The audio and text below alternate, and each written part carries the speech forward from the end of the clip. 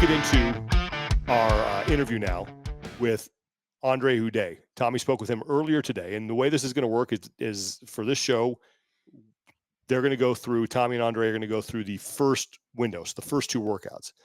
We will also post the second window interview on our YouTube channel, so you can go and you can watch that and dive into that if you want to. And then the entire interview, the entirety of everything they talked about will be available to our patrons. And if you want to support us on Patreon, you can go to patreon.com/talkingelitefitness and become a friend of the show. So without further ado, here is André Houdet and his conversation with Tommy Marquez about quarterfinal programming for the teams. Welcome in our guest. He is the head coach and the leader of the No Shortcuts training crew.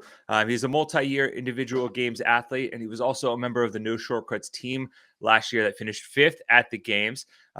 His name is André Houdet, and he joins us now all the way from across the pond. André, how are you doing, my friend? I'm doing great. Thanks a lot for having me. It's a big honor. Well, we appreciate you coming on, and we want to, kind of dive right into it. First things first, we have Team Quarterfinals programming. It is the first stage beyond the Open, where we now have some programming and something a little bit more for the higher level athletes to chew on. We want to get your professional opinion and your eye on it. So let's just get right to it. 4 workouts over the course of 2 windows, 3-day windows each. Just big picture thoughts when you saw that there was 4 scored tests and what dropped out. What immediately came to mind? I mean, the first thing that always comes to mind is that I never judge the test of the test, and pondering if it could be better or if it could be worse. It doesn't matter. Like, it doesn't help me or the athletes that I work with. That being said, my opinion on the test is that from a Venn diagram perspective, like if you look at the classic CrossFit, have gymnastics, weightlifting, monostructural, and CrossFit right in the middle. The 4 tests do get around all of the elements. For gymnastics, we have all the type of contractions that we are looking for: pulling, pressing, compression. So we have rope climbs for the pulling, handstand push-ups and burpees, and then we have toes to bars.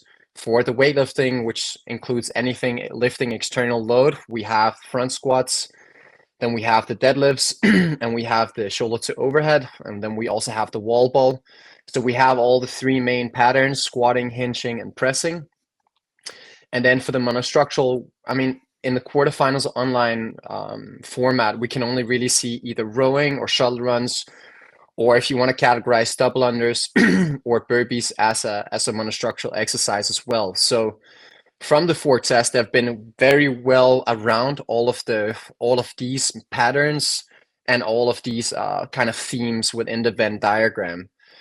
I think from a critical standpoint, it would be lovely to see a part B on one of the workouts to test a little bit more absolute strength or some speed strength, something that really tests this more power element.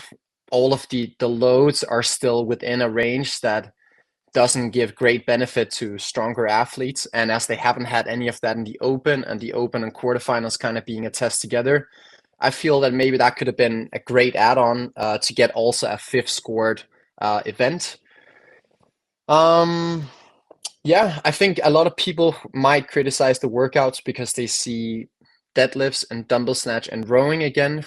But I think, to be like the devil's advocate to the criticism of that, I think it's key to keep in mind that a light dumbbell snatch versus a heavy dumbbell snatch, or a light deadlift versus a heavy deadlift, is very similar in mechanics, but very different in stimulus. If you're good at low tension work versus high tension work, it's not necessarily the same type of athlete that will excel in these 2 type tests. Just like you could say that Randy has only snatches, and so does the regionals 2016 ladder. And even though both tests have snatches, the athletes that can excel in one and the athletes that will excel in another are 2 very different type of athletes. So all in all, yeah, pretty good. It could be cool to get one more scored event, but with the 4 tests given and only 4 tests to get the people to the next stage, I think the right teams will advance. I appreciate the insight. I love that, the way you broke that down, obviously between the classic monostructural weightlifting, gymnastics, but as well as the different types. And I think when the workouts first came out, the initial instinct from a lot of people was like, hey, there isn't that high power, that maximal lift type tests.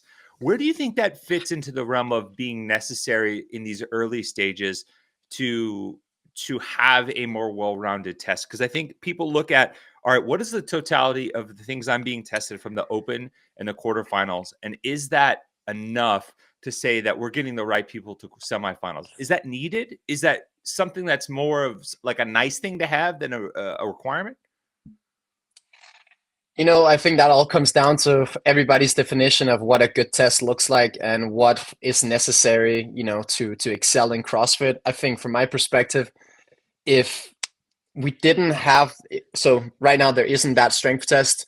So if I could adjust one workout, I would have made the fourth test that has the deadlifts and shoulder to overhead just 10 kilos or 25 pounds heavier, because I think that exceeds that. So if you have an athlete that can deadlift, 440 pounds, and you have that athlete that can deadlift 520 at 315 pounds deadlifts, the difference is not going to be significant in the athlete's ability to deadlift that weight for many repetitions, because certain athletes just have great strength endurance and can, despite not having very high top end strength, still work a lot with these type of loads. But if it had been 25 pounds heavier, I think that would have broken that threshold.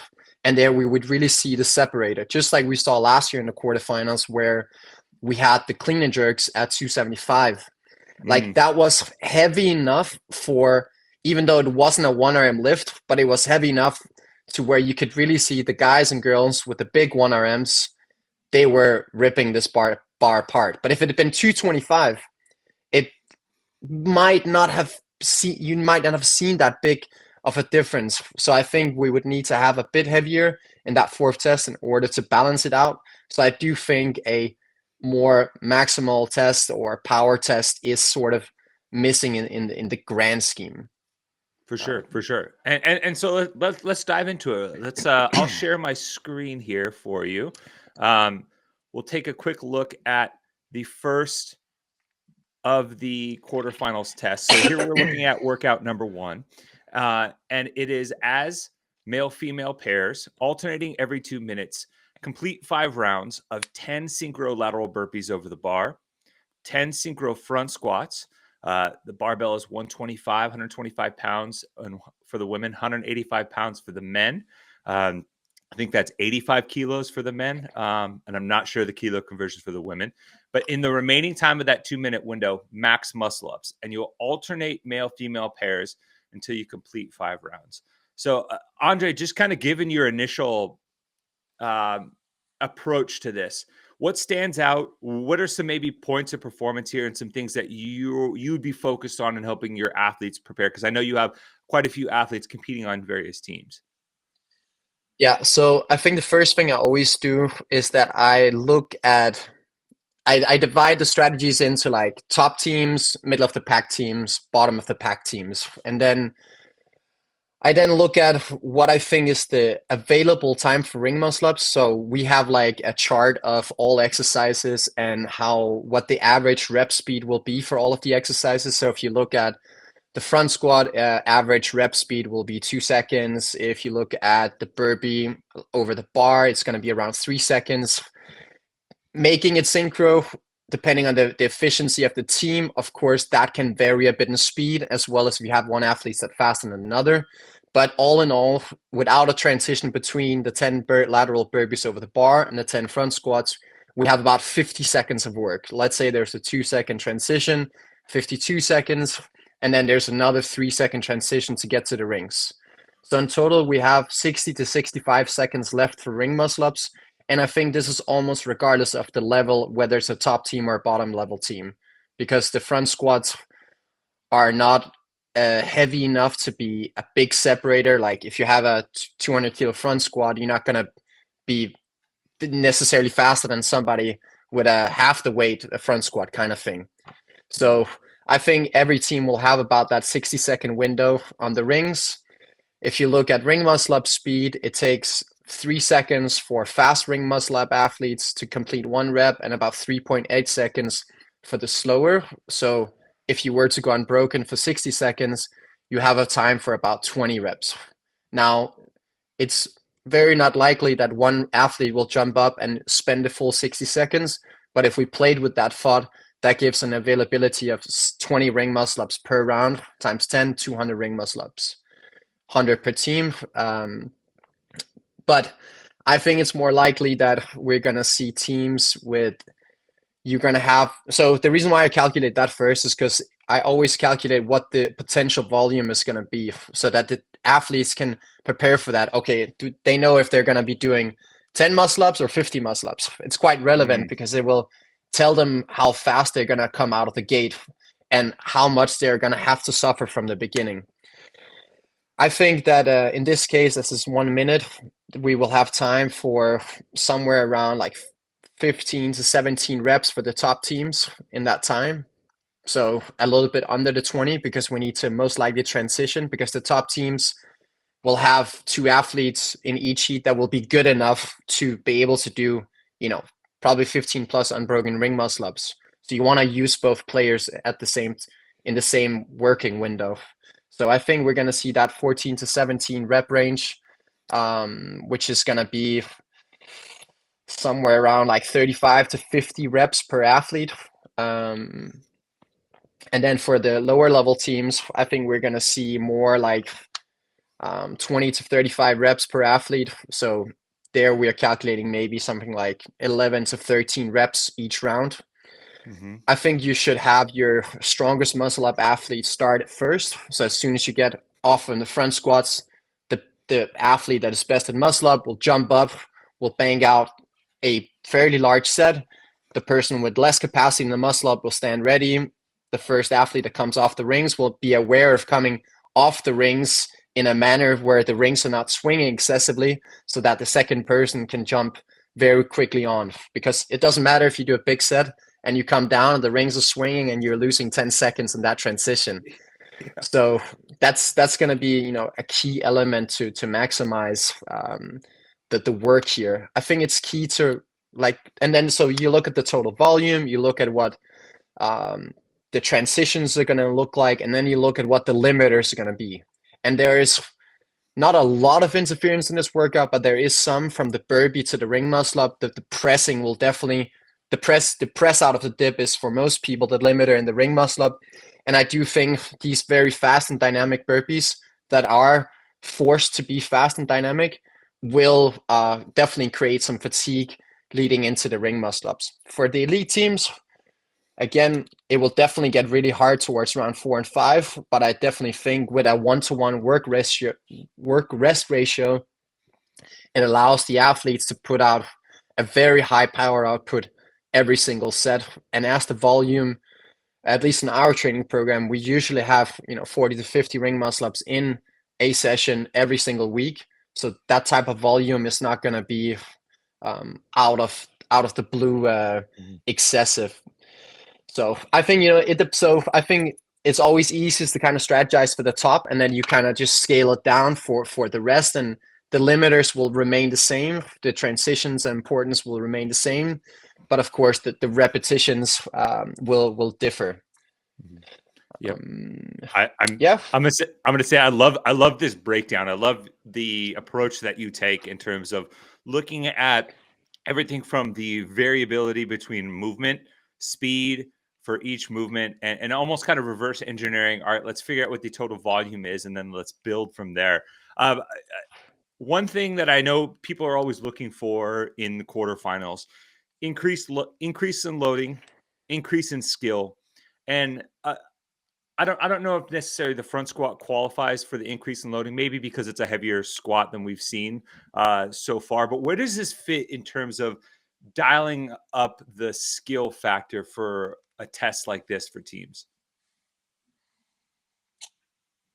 Compared to the open, I mean, the open, we haven't seen any team specific workouts, but I do think this takes, the step up. I think ring muscle ups, despite that has become a common movement nowadays and that most people can do it, it is still on the gymnastics sort of ladder or pyramid or whatever. It will be one of the exercises that is on the top because it requires a lot of coordination. It has both a pull and a press, and as it's placed in the end of every interval, you come in with fatigue, which sometimes a skill doesn't need to be high. It just needs to be placed in a manner where it is challenged enough. And I think this manner does challenge the skill a lot. I think for the top teams, like if you really wanted this to be challenged, it'd been synchro ring muscle ups. Yeah.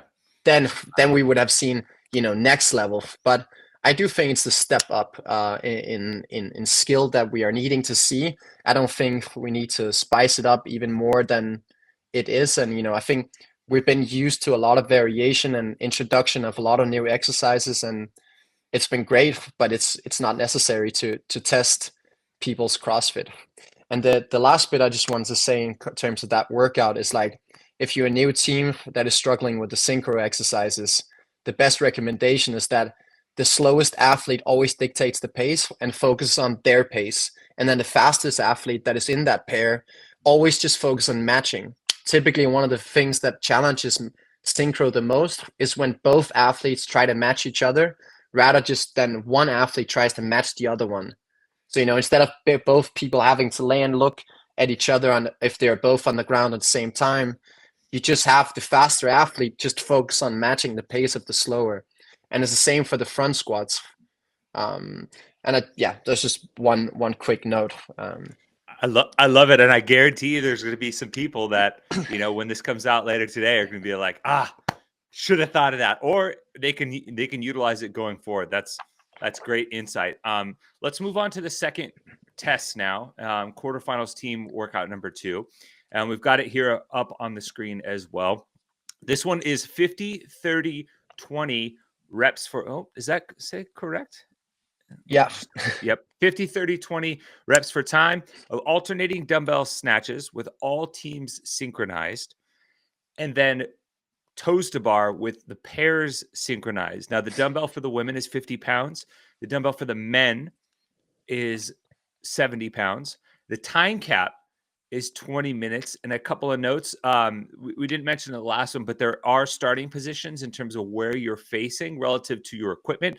For this one, all 4 athletes start with their backs to the dumbbell. And this one seems relatively straightforward in terms of heavier dumbbell snatch, synchronized toes to bar with the dumbbell snatch all being synchronized. Andre, what do you got? Well, first of all, I think it's nice to see, again, a synchronized workout. I think that the synchronized element that we had in test 1 and test 2, it should be tested because it's a team workout. And I think, sometimes if there's a bit too much demand on relays and stuff like that, I think that has its place.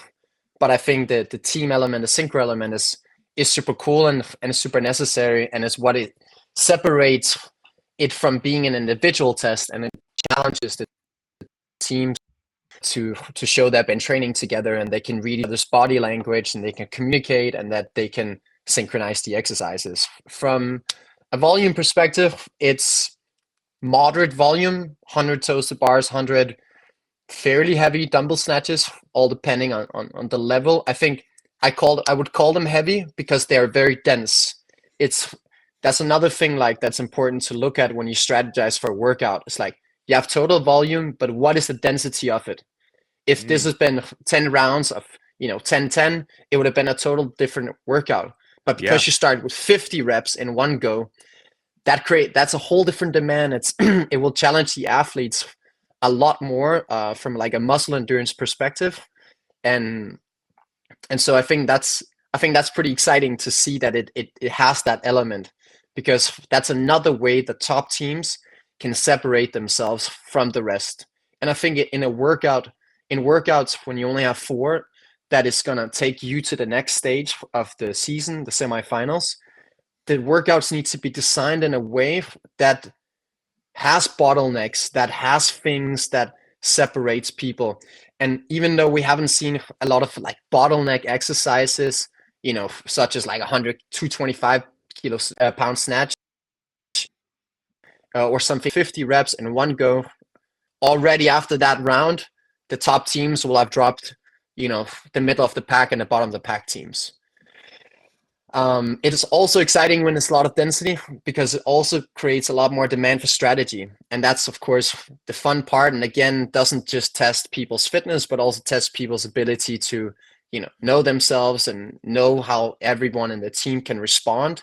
And the fact that everyone in the team has to be working at all times is also really cool. So, yeah, so the strategy would be that for the elite teams, I think we can see teams go unbroken the whole way on the dumbbell snatch and have strategic breaks on the toes to bar. I think you could break the dumbbell snatch in 30-20 with a very short break, simply because it's very quick to pick it up again. For the toes to bars, I would recommend the same breakup strategy for elite teams as I would for middle of the pack and bottom of the pack teams. And the strategy for the breakup would be 12, 11, 10, 9, 8. And then the rest time between those working sets will just depend on the level. So for the top teams, we're looking like 3 to 5 second rest, so very short. The middle of the pack teams, maybe 8 to 10 seconds. And then the lower, even lower, we're looking at maybe 15 seconds rest. And the reason why I haven't made the rep scheme lower for the lower tier teams is because when you have to do a single toaster bar, it's not just, in your own world, jumping up and down, doing your reps. You're going to do it with another person. And that coordination of jumping up and hitting the first rep, it is a little bit more challenging than, doing a lateral burpee over the bar where you can just wait on the floor for your partner. Like if that initial jump timing is off, then, you can really get in trouble. So if you're only planning on doing fives, you're going to be jumping up and down 10 times, which adds 10 times the amount of chances of, messing that first rep and timing off and creating frustration, and you have to reset, and a lot of time can be lost like that. So maybe for the top teams, a better strategy is just to hit, 20, 10, 10, something like that could also be an option. But what, in my experience, like we see with a lot of top athletes like Brent Fikowski, when you look at him crushing chippers, he never does big sets on the toaster bars, and he's always one of the fastest completing the reps because he's trained himself to hold such short rest. He obviously also has trained that capacity. So yeah, there's a lot of interference of this workout as well. Grip is a big thing here. And that, of course, needs to be managed. And your strategy, that's also why I've broken up the toaster bars in several segments. And for the lower level teams, also the dumbbell snatches in several segments to avoid blowing up like that. And then there's a lot of interference with like the sagittal plane, where it's just like going back and forth of the hip flexion and extension, which also will cause some interference and some fatigue that you might not have seen if it was toaster bars and whatever push press or something like that. Yeah. So it's just important to keep in mind the interference, because it might change your ability to do what you're used to doing. Maybe you can do 50 unbroken toaster bar easy, but not when it's with dumbbell snatches. And at 70 pounds too. Yeah, 50 straight. With the dumbbells. And one thing I do like the note that you had about limiting the amount of, I don't want to say transitions, but it is essentially a transition, getting up onto the bar, getting that first rep. I think a lot of people at home who are maybe fringe quarterfinal athletes or people that are just starting to get into the team competition, there's always that that element of when you're stringing toes to bar together, the first rep looks different than the second rep. And then by the third rep, you're kind of in your rhythm, right? Especially under fatigue. So I love the idea of trying to minimize how many opportunities that has to present itself as a potential roadblock. And is there any other big picture notes about this as far as how this fits into the system or strategy, or what maybe some people can do to try and minimize the total damage of this? Because I think some people looking at 100 dumbbell snatches or 100 toes to bar, for the elite athletes, the volume isn't high. Maybe if you're someone who just happens to be pretty fit and made it on a team, the volume might look a little different. Yeah, I think the first thing, what I said before, with the better athletes just matching the pace of the slower athlete, that also is very important in this scenario. So if you have an athlete with lower capacity on the toaster bar, and you're synchronizing with that person, you're just focusing on what they're doing, and they're just focusing on spending their focus on doing the repetitions. Yeah. Because on a team, what people forget is that it's very taxing to be in a team. Individual, it's like shadow boxing. You're doing your own thing. You're in your own world. It's just you versus you. You're pacing. You jump up when you feel good. When you're a team, you're constantly. It's like being in a fight with someone else because you, and it's like if people have done wrestling or something like that. It's like in training, you can push yourself really hard. As soon as you get in the ring with someone or in the mat with someone, like your heart rate is just through the roof because you're constantly adapting to what the other person is doing. And it's the same on a team. So if you have one athlete that's a little bit better in toes to bar, then you just let that person spend their energy on doing the changing of their rep speed, where the other one's just doing. And we optimize for the dumbbell snatch. If there's one person that will suffer or is suffering more than the others, then the three others just tune into that one person, and that one person is just doing his or her thing. And then, so the other note I would have is that all exercises lay on the spectrum of low tension versus high tension. It's like how much tension or how much contraction do you need to do to perform a rep efficiently. A dumbbell snatch at 70 pounds requires quite a bit of tension because it's a little bit heavy compared to a 50-pound. But a toes to bar, it's not an exercise that requires a lot of tension. And so you look at the toes to bar like, hey, this is a good opportunity for me to really make sure I relax, because in this exercise, I don't need to work a lot to get my toes to the bar. The only section of the toes to bar where you need to like really contract and make the movement happen is when the feet are passing from the arch through to the hollow in the bottom. Like the power that's generated there is all that needs to be done. And the rest of the movement, you should be able to like breathe and relax. And I think also in terms of breathing, I would never recommend that someone tries to control their breathing in any exercises. Just do what feels natural. So don't force breathing. Don't, okay, I'm going to exhale when it's on my way up and exhale or inhale when it's on my way down. Just relax. Like the more you try to create constraints around like your respiratory system, I think just in my opinion, the worse it's going to be. So relax on the toes to bar because you can. Make sure you do it. This is typical, like when there's a clock on, a camera on, and you're nervous, and you have other people that are relying on you. You just tend to tense up so much more than necessary. The problem is, if the muscle, every time the muscle is contracting, it's like if it's contracting really hard, there's no blood going in or out. And if you can keep the contraction super light, you just have constant blood flow. And that's what keeps your heart rate also a bit lower. Because the minute it's doing this, like these really hard contractions, like when you do super heavy back squats, you can feel super gassed when you let go of the bar. And so I feel like from good to great CrossFitter, this is like what they master.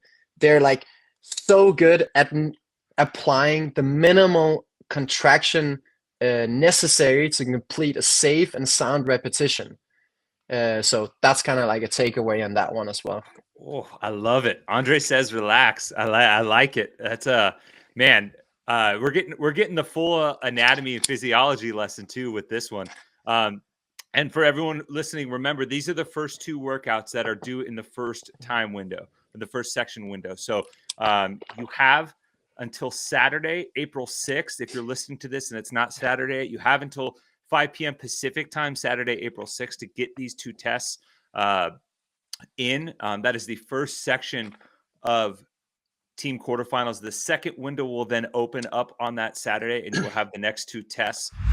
Big thanks to André Houdet for taking the time to do that. And again, the window 2 part of that interview is going to be up on our YouTube channel as well. So if you want to check that out, you'll be able to find it. And you can learn all about window number 2. But Tommy, what can people expect to hear about window 2 for the teams from him? Yeah, well, obviously, along with the very eloquent and intricate breakdowns that he provided that you saw in window 1, he will kind of tie everything together on the back end, kind of give a tentative schedule based on, what he thinks most people might be able to do and some options. He provided one schedule where you do it in a more traditional format. and give yourself an opportunity to retest if you need. And then another one where maybe you want to do it in a more dense in a dense way. Density is definitely a theme of what he talks about for a lot of this stuff. And then, he gives some good strategy for some of these movements, for those of us who might be tackling it and aren't, an elite athlete out of the Europe region. So there's some good insight from there in terms of scheduling from thought and how to approach dissecting that from an entire weekend perspective. Cool. Looking forward to hearing that from Andre. And again, if you're one of our patrons, you'll be able to hear the entire interview up on Patreon. And then just the last thing I'll add about quarterfinal programming for teams. If you're someone who is in that 25% and you made it to quarterfinals and you're a little nervous about what you're going to see, if this is a sign, to me, that says you're going to be able to participate. It ain't going to be easy. There's some weights on it, like that 185 in that team workout. That's probably a clean and jerk single for me every time. But you're going to be seriously, you're going to be able to slog through it, right? You're going to be able. It's nothing there is nothing in here for an athlete, and I'm mediocre at best. Mm-hmm. That I would look at that and say, well, I'm just going to sit there and stare at that. Yeah, and one thing that I talked about with Andre in this part 2 portion, loosely pertains to the idea of like minimum effective dose, right? Like if you can accomplish a certain task with less and do it in a way that incorporates more people, is that more effective than the alternative of just hammering people and getting the same result, but in a way that turns a lot of people off? Right. And so I think that's an important aspect of what this quarterfinal stage is evolving into. And especially as we've seen multiple iterations and adjustments over the last few years specifically. But if we're thinking long-term, maybe health of the sport in terms of participation and getting people involved, I think maybe that's what this turns into. And that the elite athletes have to be okay showcasing their separation and ability to separate in ways other than just with these hard stops when it comes to a lift weight or a skill that might stop people in their tracks. Yeah. Lauren wants a heavy barbell for quarterfinals. Yes, I do. And I want to get upside down. So those are the only Christmas gifts I want. I saw those squats posts on Instagram. Quarterfinals to do that. Dang. Lauren, well, yeah, I know, but like on an online competition format, that's what I want. I don't know. Anyone who's been to the Wadapalooza after party knows Lauren doesn't need quarterfinals to get upside down. That is true. That is true. Throw a good kegger out there. We're good to go. K stand for time. Lauren Khalil going to be making her way to semifinals. That was the case. Yeah. All right, well, be sure to. Have you ever done a slip and slide keg stand? No. That sounds like busted teeth. Like I'm spitting chiclets after that. Somebody actually did have to go to the hospital to get stitches, but it wasn't me. Thank God for that. Brick, how was your celebrity golf tournament this year? Well, too many people died, so. All right. Well, again, part 2 of that interview, the window number 2 is going to be up on YouTube, and the entirety of the interview available to our patrons on Patreon.